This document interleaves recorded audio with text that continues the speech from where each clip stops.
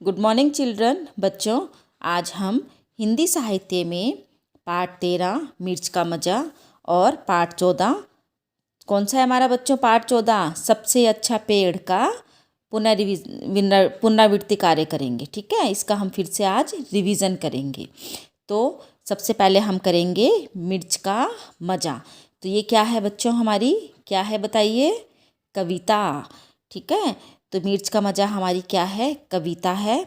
तो इस कविता का पुनरावलोकन करेंगे और पाठ 14 सबसे अच्छा पेड़ का पुनरावलोकन करेंगे। ठीक है, तो मिर्च का मज़ा। तो इस पाठ में क्या है बच्चों? आपने पाठ का नाम पता है आपको? मिर्च का मज़ा। तो मिर्च का मज़ा मतलब मिर्च खाने में मज़ा आता है। खाई आपने कभी मिर्च? मिर्च खाने पे मिर्च लगती है ना। ठीक है, तो इस पाठ में एक कौन है बच्चों? कौन है इस पाठ में? एक काबली वाला है जो क्या करता है? क्या करता है बच्चों? वो बहुत सारी मिर्च खा लेता है, खाता है। ठीक है, बहुत सारी जो मिर्चें हैं वो खरीद कर खाता है। ठीक है, और जिससे उसको क्या होता है बच्चों? जब इतनी सारी मिर्च खाएंगे तो क्या मिर्च तो लगेगी ही ना। तो जिससे उसको क्या होती है? मिर्च लगती है। फिर भी वो मिर्च खाना नहीं छोड़ता। अब बताइए क्यों नहीं छोड़ता वो मिर्च खाना? क्यों नहीं छोड़ता बच्चों वो मिर्च खाना? बताइए क्यों नहीं छोड़ता? क्यों? क्योंकि वो कहता है कि उसने इस मिर्च के लिए पैसे दिए हैं और वो पूरे पैसे वसूल करेगा।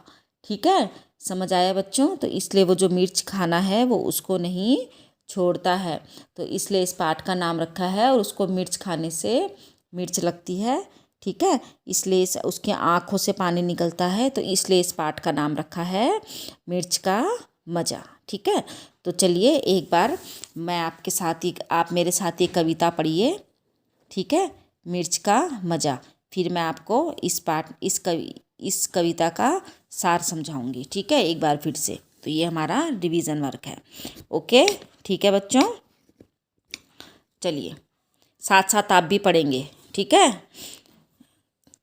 एक काबुली वाले की कहते हैं लोग कहानी, लाल मिर्च को देख गया भर उसके मुंह में पानी। सोचा क्या अच्छे दाने सोचा क्या अच्छे दाने हैं, खाने से बल होगा। यह जरूर इस मौसम का कोई मीठा फल होगा। एक चवन्नी फेंक और झोली अपनी फैलाकर, कुछ दिन से बोला बेचारा ज्यों त्यों कुछ समझा कर। लाल लाल पतली छीमी हो चीज अगर खाने की, तो हमको 2 तोल छिमियाँ फ़कत 4 आने की। हाँ यह तो सब खाते हैं, कुछ दिन झट से बोली, और शेर भर लाल मिर्च से भर दी उसकी झोली। मगन हुआ काबुली फली का सौदा सस्ता पाके, लगा चबाने मिर्च बैठकर नदी किनारे जाके। ठीक है, आगे देखिए। मगर मिर्च ने तुरंत जीभ पर अपना जोर दिखाया। मुंह सारा जल उठा और आँखों में जल भर आया। पर काबुल का मर्द लाल छिमी से क्यों मुख मोड़े, खर्च हुआ जिस पर उसको क्यों बिना सदाए छोड़े। आँख पोंछते दांत पीसते रोते और सिसियाते, वह खाता ही रहा मिर्च की छीमी को सिसियाते। इतने में आ गया उधर से कोई एक सिपाही, बोला बेवकूफ़ क्या खाकर यूँ कर रहा तबाही। कहा काबुली ने मैं हूँ आदमी ना ऐसा वैसा, जा तू अपनी रहा सिपाही मैं खाता हूँ पैसा। ठीक है बच्चों, तो वो क्या कह रहा है कि अब मैं आपको थोड़ा सा इस कविता का सार बताती हूँ। तो वो क्या कह रहा है, इस कविता में क्या है? एक काबली वाला है। ठीक है, उसके बारे में है ये कविता। वो जब एक बार लाल मिर्च को देखता है तो उसके मुंह में लाल मिर्च को देखकर क्या आ जाता है बच्चों? क्या आता है? पानी आ जाता है। ठीक है, और वो उसके जो दाने होते हैं ना, लाल मिर्ची के दाने, ये देखो यहाँ पे कुंजड़िन के सामने वो देख रहा है लाल मिर्च को, तो उसके मुंह में पानी आता है उनको देखकर। वो सोचता है, वो इसको क्या समझ रहा है बच्चों? कि यह कोई फल होगा, मीठा फल होगा, इस मौसम का यह कोई फल है जिसको खाने से क्या मिलेगा? ताकत मिलेगी। और उसने एक चवन्नी उसकी कुछ दिन की उसमें फेंक दी, ठीक है, उसकी और अपनी झोली फैला दी आगे की, एक चवन्नी उसको दी, ठीक है, और उसको झोली फैलाई और उसको अपनी भाषा में वो समझाया उसने, जैसे तैसे उसने कुंजड़िन को अपनी भाषा में समझाया, ठीक है।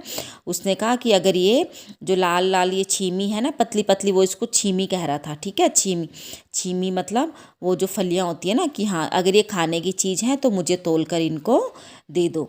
तो उसने पहले कुंजड़िन से पूछा कि यह सब खाते हैं, तो उसने तुरंत बोला कि हाँ सब इसको खाते हैं। तो मिर्च को खाते ही है ना बच्चों, तो उसने उससे बोला। तो उसने क्या करा, सेर भर लाल मिर्ची उसकी झोली में डाल दी, किसके, काबुली वाले के। अब वो जो काबुली वाला है वो, ये उसने सोचा कि 4 आने में इतनी सस्ती, इतनी सारी फलियाँ मिल गई मुझको, ठीक है। वो खुश हो गया इसको लेकर। अब वो कहाँ पे किसके किनारे बैठकर मिर्च को खाने लगा बच्चों, नदी के किनारे बैठकर वो मिर्च को खाने लगा, ठीक है। अब क्या हुआ, फिर क्या हुआ बच्चों उसके साथ, मगर मिर्च ने तो, परंतु जैसे उसने मिर्च खाना शुरू करा तो उसने क्या करा, उस मिर्च ने अपना असर दिखाना शुरू किया। कैसे असर दिखाना शुरू किया, उसकी सारी जीभ जल गई, उसकी आंखों में पानी आ गया, ठीक है। और उसका, ठीक है, परंतु जो वो काबुल का मर्द था उसने कहा कि मैं इस जो लाल मिर्च की छीमी है इसे खाना बंद नहीं करूँगा। क्यों नहीं करेगा, क्योंकि उसने इस पर पैसे खर्च किए हैं, ठीक है, और वो उसको पूरा वसूल करेगा। वो अपनी आंखों को पोंछते हुए, दांत को पीसते हुए, रोते हुए, सिसियाते हुए उस मिर्च को खाता ही रहा, ठीक है। इतने में वहाँ से एक सिपाही आया, ठीक है। उसने बोला, बेवकूफ़ तू ये वो जो मिर्च है इनको क्यों खा रहा है, ठीक है। तो उसने काबुली वाले ने क्या कहा कि मैं ऐसा वैसा आदमी नहीं हूँ, मैं काबुल का हूँ, ठीक है। वो अपनी अकड़ में था। तू जा सिपाही, अपना रास्ता नाप, मैं तो पैसा खा रहा हूँ, मतलब कि मैंने इस पे पैसे खर्च किए हैं, तो इसलिए मैं अपने पैसे पूरे वसूल कर रहा हूँ, ठीक है बच्चों। समझ आ गया। तो ये लिखा है रामधारी सिंह दिनकर जी ने, ठीक है। अब आगे देखिए, आगे मैंने आपको कौन सा पाठ बताया बच्चों, कौन सा पाठ बताया है, सबसे अच्छा पेड़, ठीक है। तो इसका मैं आपको इतना, ठीक है, इस पाठ के बारे में बताती हूँ मैं आपको पहले। तो क्या है बच्चों इस पाठ में, सबसे अच्छा पेड़ मतलब इस पाठ में है कि सभी पेड़ जो हैं वो अच्छे होते हैं। तो इसमें 3 भाई हैं बच्चों, तीनों भाई कहाँ पे गए हैं, अपने घर की तलाश में, ठीक है। तो तीनों भाई क्या कर रहे हैं, अपने घर की तलाश में अपना घर ढूंढ रहे हैं, ठीक है। अब तीनों भाइयों ने क्या करा, एक एक पेड़ के नीचे अपना घर बना लिया। उन्हें जो जो पेड़ अच्छे लगे तो उन्होंने उस पेड़ की विशेषताएं हमें बताई हैं, ठीक है बच्चों। तो इसमें सबसे पहले क्या है, 3 भाई हैं, तीनों भाई घर की तलाश में निकल पड़े हैं, ठीक है। गरम गरम धूप है, वो सड़क के किनारे चलते जा रहे हैं, ठीक है। तो इतने में वो एक किस पेड़ के नीचे पहुंचते हैं, वो सबसे पहले बच्चों आम के पेड़ के नीचे, ठीक है। तो आम के पेड़ के नीचे जैसे ही पहुंचते हैं, ठीक है, तो वो क्या करते हैं, ये देखो आम के पेड़ के नीचे वहाँ से जो आम तोड़कर मीठे मीठे फल, मीठे मीठे आम खाते हैं, ठीक है। तो वहाँ पे जो बड़ा भाई है उसको आम के पेड़ की जगह बहुत पसंद आ जाती है। वो कहता है कि मैं तो यहीं पर घर बनाऊँगा। क्यों बनाएगा वो घर यहाँ पर, क्यों कहता है कि आम बहुत मीठे होते हैं, ठीक है, और इसका हम अचार भी बना सकते हैं, और जब यह और इनको मैं सुखा कर भी रखूँगा, ठीक है। तो कहता है कि मैं तो यहीं पर घर बनाऊँगा। तो जो बड़ा भाई है वो आम के पेड़ के नीचे घर बनाता है, ठीक है बच्चों। तो पहला भाई ने आम के पेड़ के नीचे घर बनाया, ठीक है। अब जो दूसरा भाई है बच्चों वो कहाँ जाता है, ठीक है। जो दूसरे भाई, अब जो दोनों भाई बचे वो दोनों भाई आगे चलते रहते हैं, ठीक है। अब चलते चलते क्या होता है, उनको बारिश आने लग जाती है, ठीक है। तो बारिश से बचने के लिए वो क्या करते हैं, केले के पेड़ के पास पहुँचते हैं, ठीक है। तो वो अपना दोनों भाई क्या करते हैं, केले का पत्ता काट कर अपने सिर पर रख देते हैं, ठीक है, जिससे बारिश भी रुक जाती है। थोड़ी देर उस केले के पेड़ के नीचे रहते हैं, केले खाते हैं, ठीक है, केलों के पत्ते में खाना खाते हैं और केला भी खाते हैं, ठीक है। तो जो दूसरा भाई है बच्चों उसको उस पेड़ के नीचे अच्छा लगता है, तो वो कहता है कि मैं इसी पेड़ के नीचे अपना घर बनाऊंगा। क्यों बनाऊंगा? कहता है मुझे बढ़िया बढ़िया केले भी मिलेंगे खाने को, कुछ केलों की मैं सब्जी भी बनाऊंगा, उन्हें बेचूंगा भी, उनको बेच के मैं चावल भी खरीदूंगा और केलों के पत्ते भी हमारे काम आएंगे। ठीक है, इसलिए कहता है कि मैं अपनी झोपड़ी यहीं पर बनाऊंगा। अब मगर तीसरा भाई क्या करता है, वो आगे चलता गया। ठीक है तो तीसरा भाई बच्चों किस पेड़ के नीचे पहुंचता है? नारियल के पेड़ के नीचे। ठीक है, तो वो नारियल के पेड़ के नीचे जैसे ही पहुंचता है, उसके सामने ऊपर से एक टपक से नारियल आके गिर पड़ता है। तो वो क्या करता है, चाकू निकालता है। ठीक है, नारियल के जो बाहर की जो जटाएं होती हैं, रूखे सूखे बाल, उनके वो साफ करके क्या करता है, उसका ठंडा ठंडा पानी पीता है और थोड़ी देर उसकी छाँव में बैठ जाता है, छाया में। ठीक है, अब वो सोचने लगता है कि आम का पेड़ भी बहुत अच्छा था। ठीक है, अच्छा फल देता है। केले का पेड़ भी बहुत अच्छा होता है, वो भी बहुत काम का होता है। ठीक है, अब वो देखो पेड़ों के बारे में बता रहा है। वो कह रहा है कि पेड़ नीम का भी अच्छा है। ठीक है, उससे क्या होता है, नीम के पेड़ से क्या होता है बच्चों? कह रहा है उसकी दातुन बड़ी अच्छी होती है। घर में कोई बीमार हो तो लोग नीम की टहनियाँ दरवाजे पर लटका देते हैं। ठीक है, मेरे पास नीम का पेड़ होगा तो मैं उसकी टहनियाँ बेचूंगा और पेड़ मुझे ठंडी छाँव भी देगा। वो फिर वो अब दूसरे पेड़ के पास आ गया। ठीक है, मतलब दूसरे पेड़ के बारे में बताने लग गया कि अगर रबड़ का पेड़ होगा तो कह रहा है कि मैं उस पर उसकी जो छाल है उस पर चाकू से एक लंबा चीरा लगाऊंगा, उसके नीचे एक प्याला रख दूंगा और उसका जो दूधिया रस निकलेगा ना, जो उसमें से रस निकलेगा उससे मैं पकाकर मैं रबड़ बनाऊंगा और उस रबड़ को मैं बेच दूंगा। रबड़ के लोग गुब्बारे, टायर और तरह तरह की चीज़ें बना लेते हैं। ठीक है, तो अब देखो उसने सब पेड़ों की विशेषताएं बताई। तो कह रहा है कि हमारे पास अच्छे पेड़ों की कोई कमी नहीं है। अब उसने फिर नारियल के पेड़ के बारे में सोचा कि मैं उसकी जटाओं से क्या करूँगा, मोटी मोटी डोरियाँ बनाऊँगा। जो उसकी बाहर की वो होती है ब्राउन ब्राउन से वो जटाएं होती हैं ना, उसके जो वो होते हैं बाल होते हैं। ठीक है, तो उससे कह रहा है वो मैं क्या करूँगा, डोरियाँ बनाऊँगा। फिर उन डोरियों से मैं रस्सियाँ और चटाइयाँ बनाऊँगा। ठीक है, और उन्हें शहर जाकर बेचूंगा। मैं नारियल का पानी भी पीऊँगा, उसकी गरी भी खाऊँगा, जो अंदर की सफ़ेद सफ़ेद गरी होती है ना बच्चों, उसको कह रहा है। फिर उस गरी को सुखा कर कह रहा है मैं क्या करूँगा, सूखा नारियल बनाऊँगा। फिर उसको पीस कर मैं क्या करूँगा, गोले का तेल निकालूंगा। गोले के तेल से साबुन और कितनी चीज़ें बनती हैं, और उसके छिलके को साफ़ करके कटोरे और प्याला भी बना सकता हूँ। तो ठीक है, वो कह रहा है कि मैं अपने घर इस नारियल के पेड़ के नीचे ही बनाऊंगा। ठीक है बच्चों, तो उसने अपना नारियल के पेड़ के नीचे घर बना दिया। देखा बच्चों, उन्होंने पेड़ की कितनी कितनी विशेषताएं बताई हमें। ठीक है, इसलिए हमें अपने आसपास के पेड़ नहीं काटने चाहिए, हमें ज़्यादा से ज़्यादा मात्रा में पेड़ लगाने चाहिए। ठीक है बच्चों, ये आपकी वर्कशीट है। ठीक है, देखिए ये आपकी वर्कशीट है। आपने 13 फरवरी को इसको जमा करना है। तो बच्चों यहाँ पर क्या है पहले, ठीक है, यहाँ पे आपके शब्द अर्थ हैं। ये शब्द अर्थ लिखने हैं आपने। ठीक है, कुटिया, जटाएं, सौदा, बेवकूफ़, शेर भर। ठीक है, तो आपने यहाँ पे उसमें वो भी क्या बोलते हैं उसको, शब्द अर्थ लिखेंगे बच्चों। ठीक है, ये शब्द अर्थ आप अपने आप लिखेंगे। ठीक है, तो कुटिया का मतलब क्या होता है बच्चों, झोपड़ी। ठीक है, जटाए का मतलब क्या होता है, रूखे सूखे बाल। सौदा मतलब होता है लेन देन, बेवकूफ़ जिस पे कम अकल होती है। शेर भर होता है 1 किलोग्राम से कम। ठीक है, तो ये है। अब निम्न प्रश्नों के उत्तर दीजिए। तो उत्तर में कौन कौन से फल हर मौसम में मिलते हैं? तो कौन कौन से मिलते हैं? केला हो गया, सेब हो गया, ठीक है, संतरा, ये सभी जो फल हमें हर मौसम में मिलते हैं वो हमें हर मौसम में मिलते हैं। ठीक है, काबली वाले ने मिर्च खाना क्यों नहीं छोड़ा? क्यों नहीं छोड़ा बच्चों काबली वाले ने मिर्च खाना? क्यों?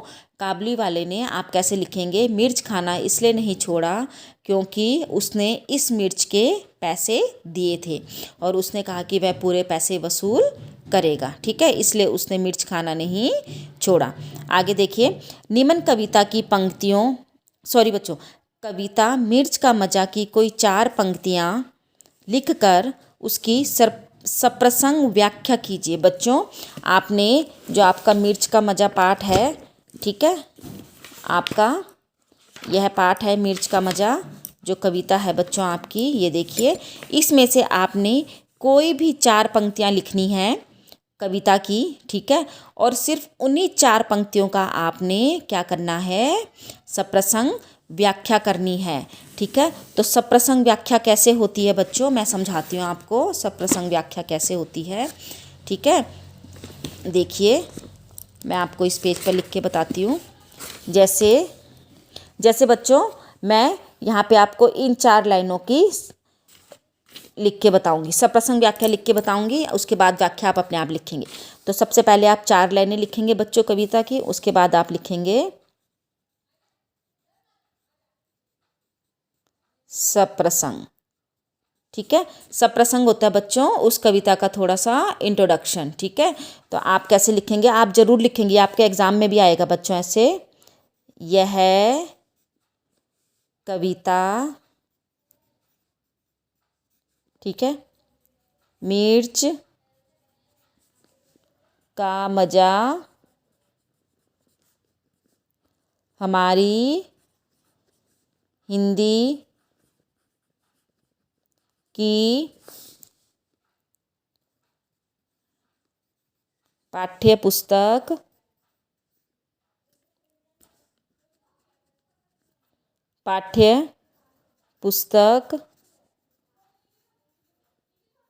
रिमझिम, ठीक है, से में संकलित है। ठीक है, या ली गई है, आप ये भी लिख सकते हैं बच्चों, संकलित है। ठीक है, इसके कवि रामधारी सिंह दिनकर हैं। ठीक है, ये होता है सप्रसंग व्याख्या की, उस कविता का नाम लिखना और उसके कवि का नाम लिखना। इस कविता में आप लिखेंगे, इस कविता में काबुली